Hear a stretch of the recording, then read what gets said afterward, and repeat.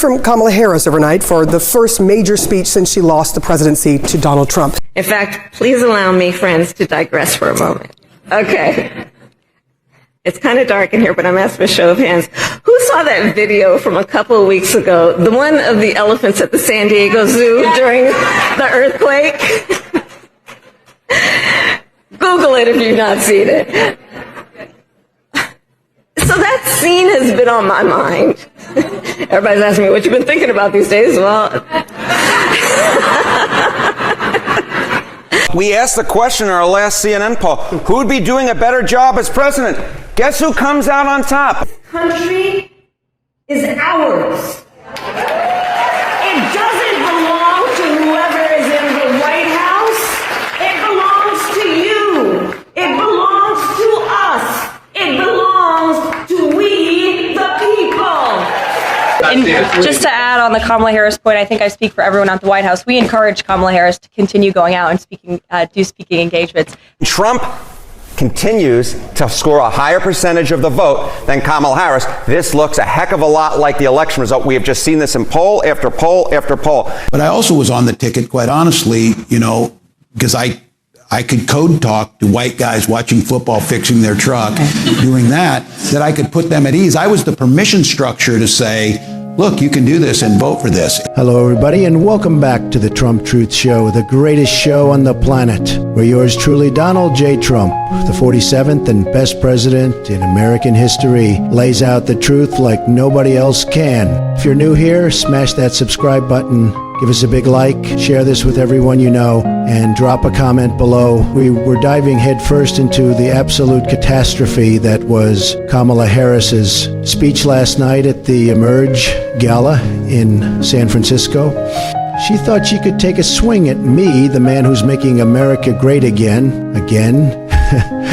But all she did was serve up a steaming pile of her infamous word salad. It was a mess, folks, and I'm here to break it all down for you, so buckle up. Let's set the scene. Kamala steps up to the podium in her fancy gala dress, thinking she's about to deliver some knockout blow against my first 100 days back in the White House. She's whining about my tariffs, which is saving American jobs and fixing our trade deals, something she wouldn't understand in a million years. She's complaining about my leadership, calling it chaotic, when really I am restoring order and strength to this country like never before. But here's the problem, folks. She can't say any of this clearly. It's just word salad, pure and simple. She's tossing out big words, stringing together sentences that sound like they were written by a broken chatbot and leaving the audience scratching their heads. You could see the crowd trying to nod along, but they were thinking, what in the world is she talking about?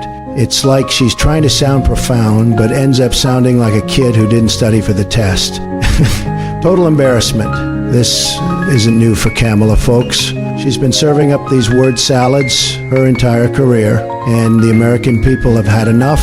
The media's been roasting her for years. Even the left-leaning shows have taken shots, calling her speeches abstract art you stare at and wonder what it's supposed to mean. Last night was no different. She tried to paint my tariffs as some kind of economic doom, ignoring that our economy is roaring back under my leadership. She mumbled about constitutional crises and checks and balances, but it was all gibberish, no substance, just a verbal fog designed to hide that she's got no ideas, no vision.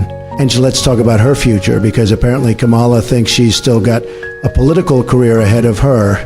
Word on the street is she's eyeing the California governor's race in 2026, or, get this, another run against me in 2028 as the Democrats' running mate.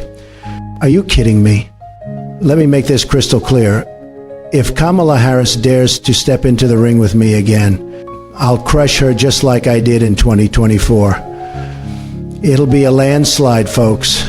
Even bigger than last time, believe me. She can debate, she can speak, she can lead. All she has got is that annoying cackle and a talent for confusing everyone in the room.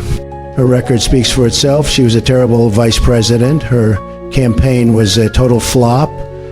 And now she's out here pretending She's got what it takes to challenge the greatest president ever. The American people see right through her, and they'll reject her again, mark my words. So there you have it, folks. Kamala Harris's big speech last night was just another chapter in her never-ending word salad saga. No coherence, no plan, just a bunch of hot air from a failed politician who thinks she can take me on. She's dreaming, folks. Should she run in 2028? Can she ever make a sentence that makes sense? Let me know. Until next time, stay strong, stay smart, and keep making America great again with me, your favorite president,